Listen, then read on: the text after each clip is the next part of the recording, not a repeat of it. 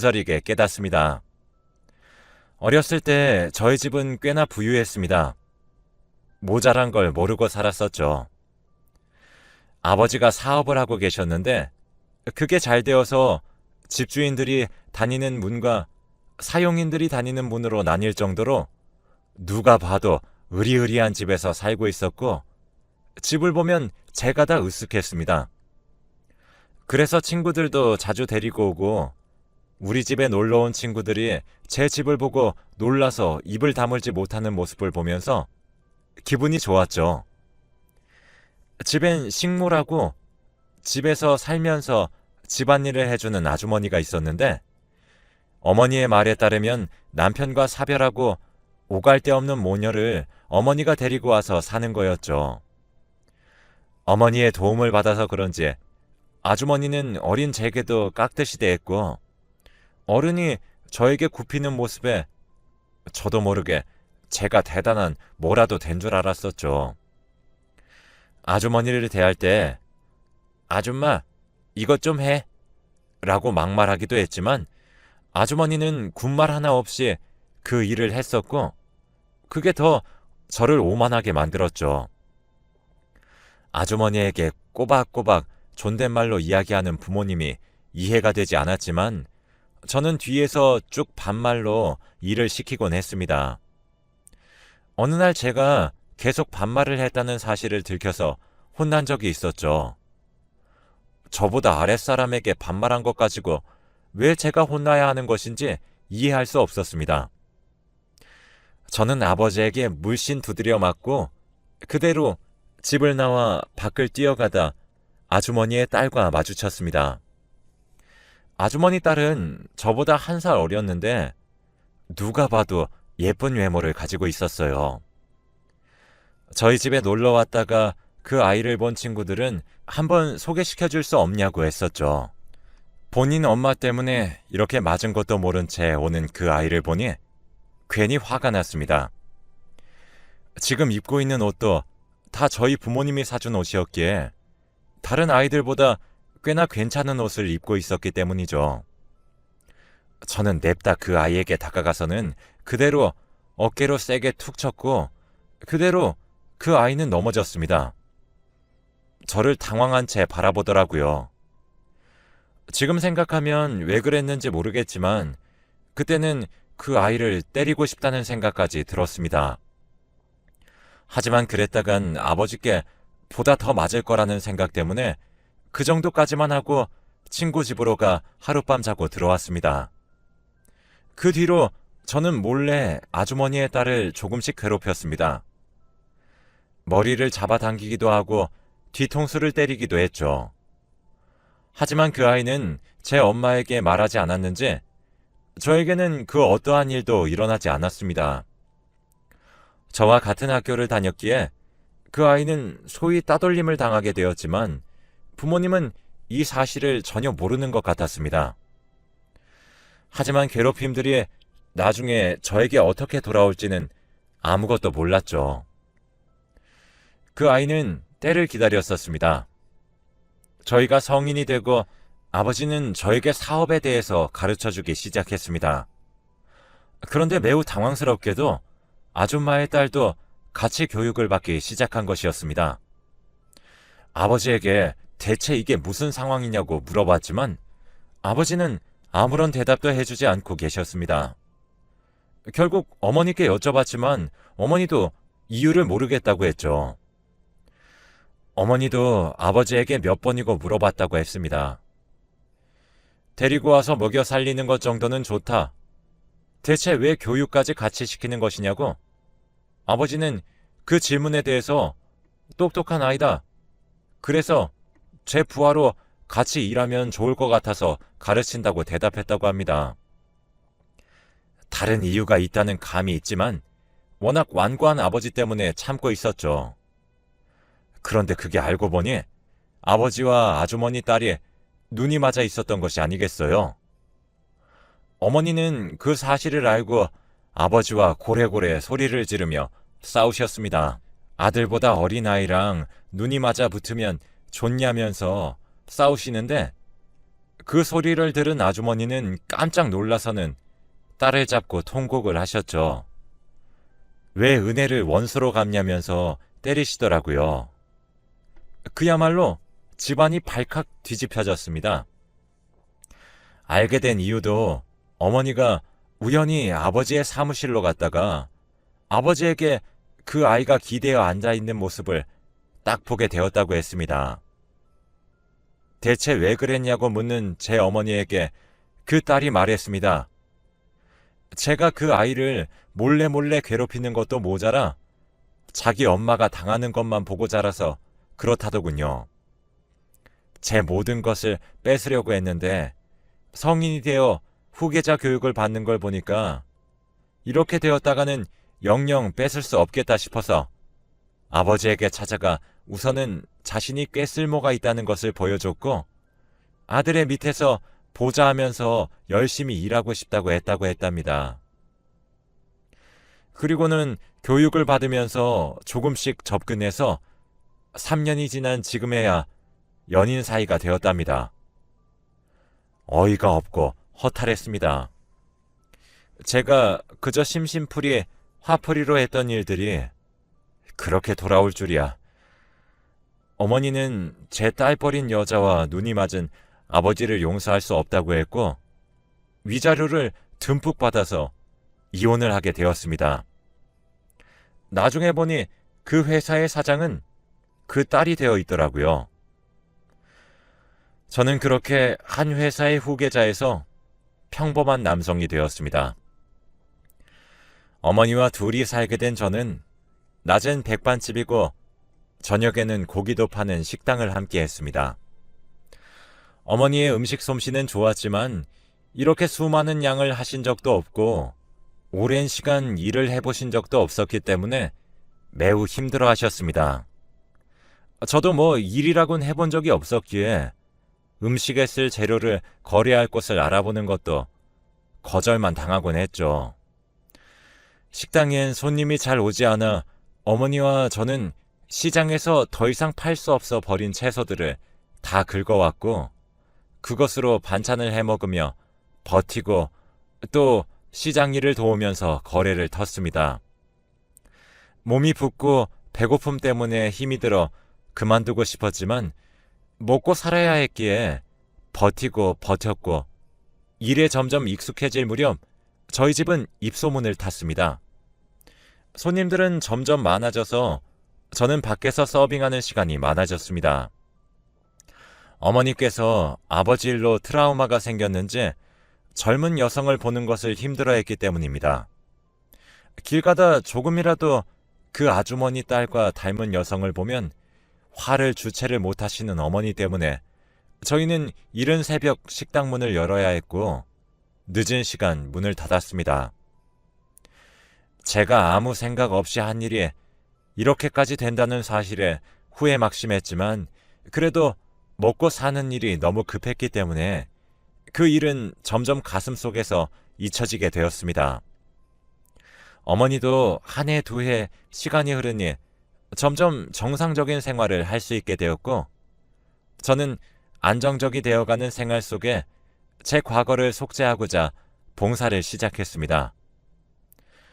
어머니께 허락을 받고 주 1회 주먹밥을 만들어 거지들에게 음식을 나누어 주는 것이었습니다.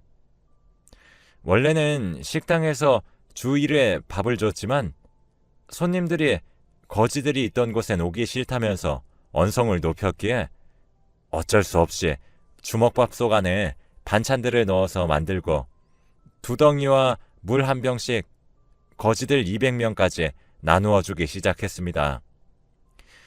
남을 도우면서 살다 보니 조금씩 제 마음도 더 평안을 찾고 있었어요. 어느 날 봉사활동 날 줄 뒤쪽에서 소란이 있어서 어머니께 배급을 부탁드리고 정리하기 위해서 그쪽으로 향했죠. 저희에게 오는 분들은 자주 오신 분들이 많아서 최대한 저희에게 피해를 주지 않으려고 줄도 딱 맞춰서 보행에 거슬리지 않게 해주기 때문에 이렇게 소란이 날 일이 무엇인지 궁금했습니다. 그렇게 소란이 일어난 곳으로 향한 순간 저는 머리를 야구방망이로 후려맞은 것만 같았습니다. 그곳에는 저희 아버지가 거지골을 하고 그곳에 줄 서 있던 다른 거지와 고래고래 언성을 높여 싸우고 있었습니다. 늘 꼿꼿하고 커다랗던 과거 모습과는 달리 아버지는 초라했고 말라 있었고 과묵했던 모습은 온데간데 사라지고 없었습니다. 저는 싸움을 말리고 아버지를 모시고 식당으로 들어왔습니다. 그곳에서 밥을 차려주고 나중에 이야기를 하자고 했고 밖으로 나가 어머니와 함께 배식을 다시 시작했습니다. 어머니는 아버지의 모습을 보아서 그런지 표정이 좋지 않았지만 오랜 시간이 지나서인지 이전처럼 갑자기 흥분해 화를 내거나 하진 않았죠. 끝까지 배식을 했고 끝난 후 저희는 아버지를 만나 이야기를 들어보았습니다. 아버지가 이렇게까지 된 건 갑자기 IMF가 터져 회사가 망했기 때문이라고 했습니다. 그럼 그 여자들은 어디 갔냐는 물음에 자기가 쫄딱 망하니 뒤도 안 돌아보고 남은 재산 싹 다 가져다가 튀었다고 하더라고요. 아버지 몰래 뒤로 회사 자금을 몰래 빼내고 있었더랍니다.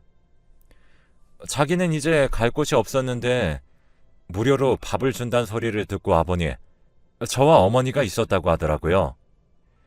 인사를 하러 앞으로 가다가 새치기 하지 말라며 붙잡는 거지와 실랑이를 벌이게 된 거라고 하는 아버지의 모습이 참 작고 초라했습니다.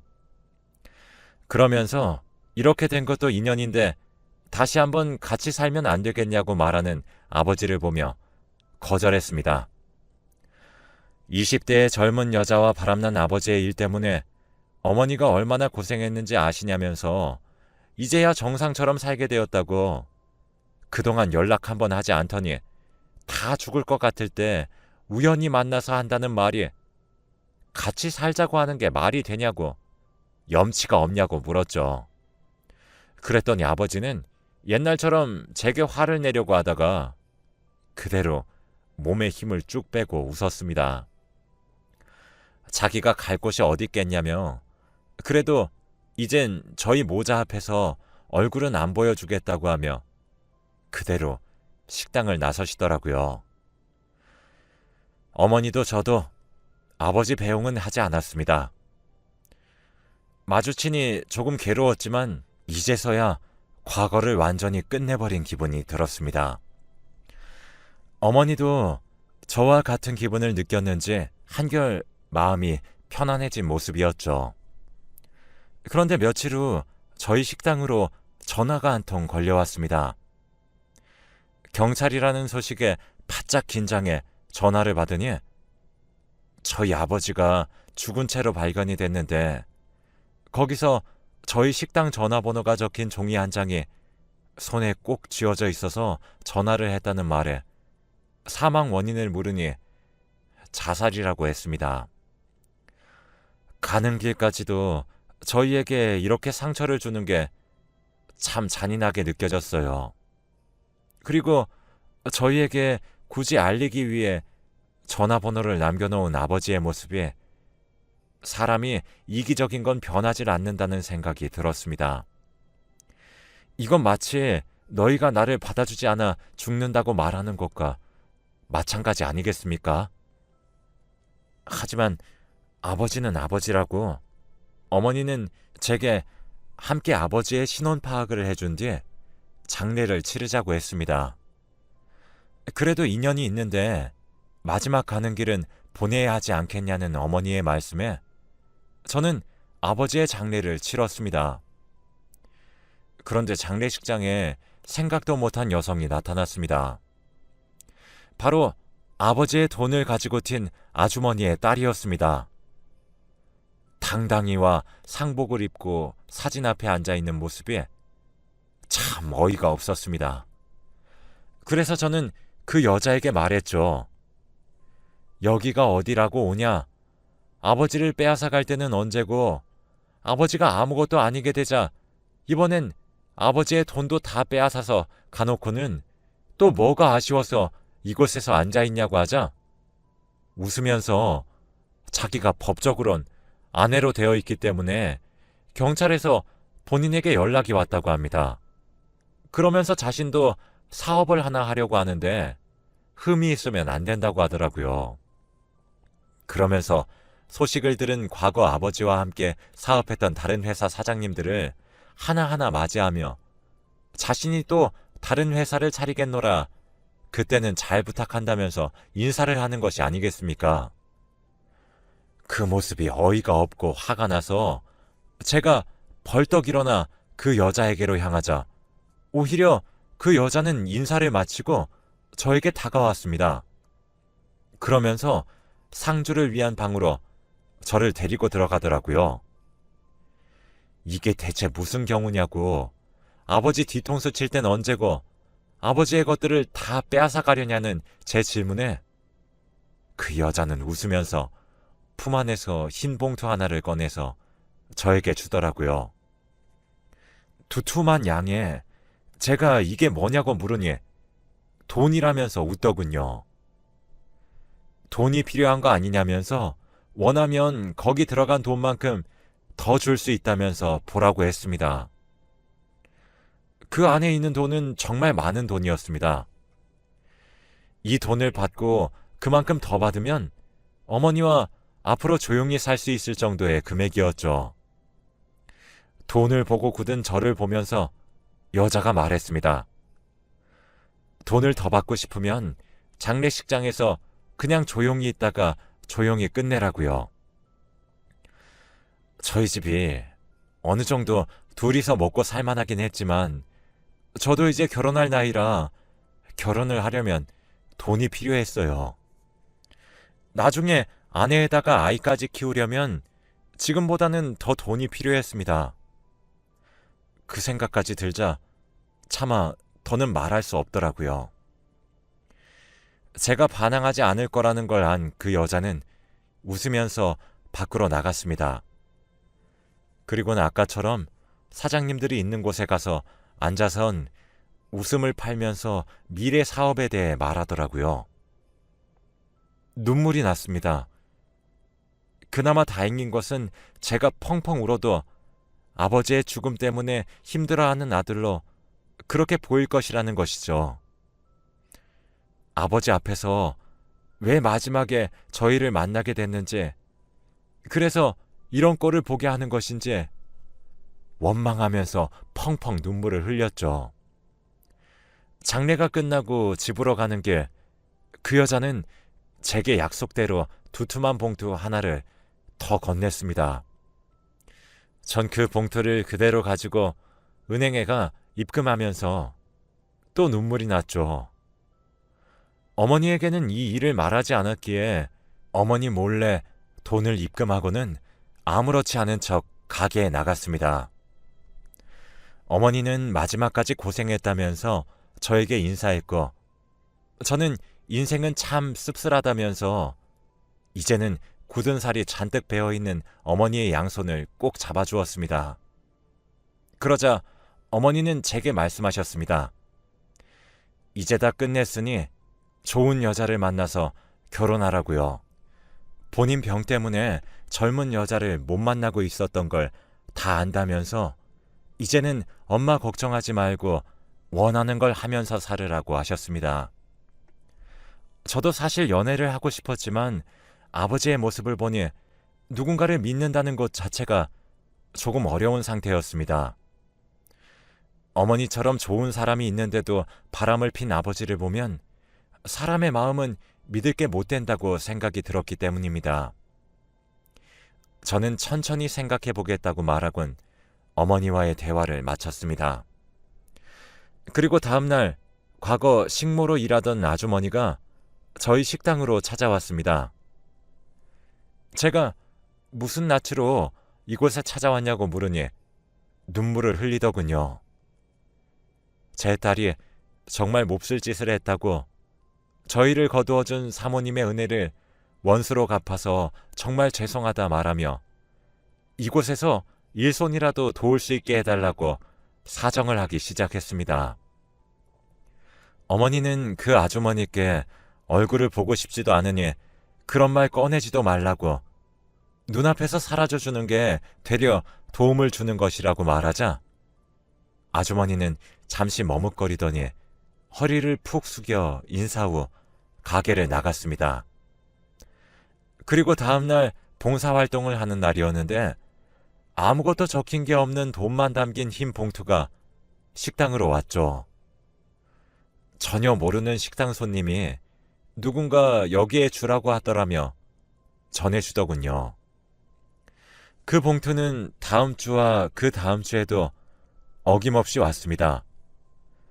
봉투 안에 들어있는 돈의 양은 매번 달랐습니다.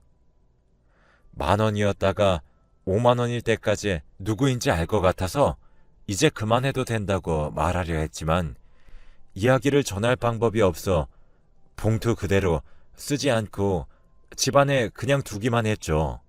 왜 그렇게까지 하는진 모르겠지만 그냥 저희들을 신경 안 쓰고 아주 없는 사람 취급하며 살아주길 바랐습니다. 그 사람들과는 어떤 거라도 인연 자체를 조금이라도 남겨두고 싶지 않았기 때문이죠. 그렇게 한 3년이 지나자 저희 집은 마음씨 착한 맛집으로 소문이 나서 눈코 뜰 새 없이 바빴고 더 크게 가게를 낼 정도가 되었습니다. 저도 그 결혼할 여자도 생겼죠. 식당에 자주 오는 손님이었는데 꽃집을 하며 어머니와 단둘이 사는 여성으로 지금의 제 아내입니다. 아내 어머니가 저희 식당에 단골 손님으로 오다 저희 어머니와 친해졌고 이야기를 하다가 선자리까지 가게 된 거죠. 그렇게 만나게 된 아내는 참 마음씨도 착하고 저와 마음도 잘 맞고 이야기도 잘 맞는 하늘이 내려준 사람 같았습니다. 제가 털어놓은 불온한 과거에 대해서도 따뜻하게 보듬어 줄 줄 아는 그런 따뜻한 태양 같은 사람이죠. 그래서 평생 함께하고 싶다는 생각이 들었습니다. 그렇게 결혼식을 올렸었는데 결혼을 하던 날 그 아주머니가 식장에 찾아왔습니다. 초청을 하지도 않았는데 어떻게 알았는지 제 쪽에 두툼한 돈 봉투를 넣고 그대로 떠나려고 해서 제가 그 아주머니를 잡았습니다. 그리고 이 돈은 필요 없으니 가져가시고 그동안 보내준 돈들도 하나도 안 썼으니 가져가시라고 하자 아주머니가 제게 꼭 좀 받아달라고 합니다. 사람이 나쁜 일을 하면 다 업보로 돌아오는데 제 딸이 한 일은 그 죄가 너무 크니 자기라도 무언가 해야 한다고요. 저는 그런다고 그 딸을 용서하지 않을 거라 하자 미안하다 말하며 아주머니는 그대로 식장 밖을 나갔습니다. 그렇게 결혼식을 끝낸 후 1년 후 눈에 넣어도 아프지 않을 아들 녀석을 품에 안게 되었습니다. 팔 크기도 되지 않는 작은 녀석을 품에 안으니 그 무엇이라도 갖고 싶은 건 모두 다 줘도 아깝지 않을 소중하고 소중한 존재였죠. 그런데 어느 날 아이가 열이 심하고 극심하게 울어대는 모습에 깜짝 놀라서 병원으로 향하니 아이의 모습을 본 의사가 수두라고 했습니다. 죽을 병은 아니고 이걸 걸렸으니 평생 면역이 생길 거니 걱정하지 마시라는 말에 갑자기 힘이 쭉 빠졌습니다. 아이가 아픈 모습을 보니 심장이 툭 하고 떨어지는 것 같은 기분을 느꼈거든요. 그래도 혹시 모르니 며칠 입원하자는 말에 잠시 아이를 아내에게 맡겨두고 휴게실로 왔을 때였습니다. 질긴 인연은 참 끊기지도 않는지 그 아주머니의 딸이 있더군요. 저를 보더니 서둘러서 와서는 제게 무릎을 꿇더랍니다. 돈 봉투를 주며 웃던 그 모습과는 전혀 다른 모습에 제가 어벙벙하자 그 여자는 저한테 눈물을 흘리면서 도와달라고 하더군요. 대체 무슨 일인가 싶었는데 그 여자와 아버지의 사이에 아이가 있었나 봅니다. 전혀 몰랐었는데 아버지가 돌아가시고 나서 임신 4개월인 것을 알았다고 하네요. 월경이 원래도 불규칙해서 임신이라고는 전혀 생각을 못했다고 하더라고요. 자기 아들을 살려달라는 말에 저는 대체 무슨 말이냐, 나보고 뭘 어쩌라는 거냐며 짜증을 냈습니다. 그러자 아이가 백혈병에 걸렸다고 말하더군요. 자기도 제 엄마도 골수가 안 맞는다면서 주변에 아무리 기다려도 맞는 사람이 없다고 하면서 제 골수도 한 번만 검사해주면 안 되냐고 하더군요. 제가 다 어이가 없었습니다. 그런데 그때 뒤에서 아내가 다가오더니 저에게 도와주었으면 좋겠다고 하더군요. 대화를 다 듣고 있었던 모양입니다. 제 자식이 수두로만 아파도 이렇게 마음이 덜컥 내려앉는 심정인데 백혈병이면 어떻겠냐고 제 손을 꼭 잡는데 제가 할 말이 없어지더라고요. 저는 고뇌에 쌓였고 아주머니가 저희에게 계속 용서를 빌기 위해서 돈을 보내고 있었던 것을 생각하면서 그 여자에게 말했습니다. 아주머니의 노력을 생각해서 한번 검사를 받아주겠다고요. 고맙다고 눈물을 흘리는 여자를 뒤로하고 적정 검사를 해보니 놀랍게도 저와 매치가 됐습니다. 생각해보니 저와 배다른 형제더라고요. 그리고 이식 수술을 진행하기 전 그 여자에게 말했습니다. 이걸로 우리의 인연은 끝이었으면 좋겠다고. 원래는 그 아이가 내 동생이겠지만 난 동생은 없는 거라고 그랬더니 순순히 그 말에 응하더군요. 그리곤 수술을 무사히 마치고 병원에서 더 쉰 다음에 집으로 돌아왔습니다. 그리고 얼마 뒤에 제게 웬 주식 양도증이 도착했습니다. 그 여자가 그래도 수완은 상당히 했는지 다 죽었던 아버지의 회사를 살려서 상장까지 시켰고 자기가 가지고 있던 주식의 많은 양을 저에게 양도했던 거였어요. 그래서 전 뜻하지 않게 그 회사의 대주주가 되었습니다. 아버지에게서 받지 못했던 그 회사에 제 입지가 생기게 된 것이죠. 그렇게 큰 회사는 아니지만 이 주식만으로도 제 자식 하나 정도는 부족하지 않게 잘 키울 수 있게 될 것 같습니다. 물론 그 여자를 보고 싶지 않아 그 회사에 어떤 요구도 하고 있진 않지만요. 지금은 시골에서 작게 식당 일을 하면서 조용히 잘 살고 있습니다. 이 글을 읽어준 여러분들은 평안하시길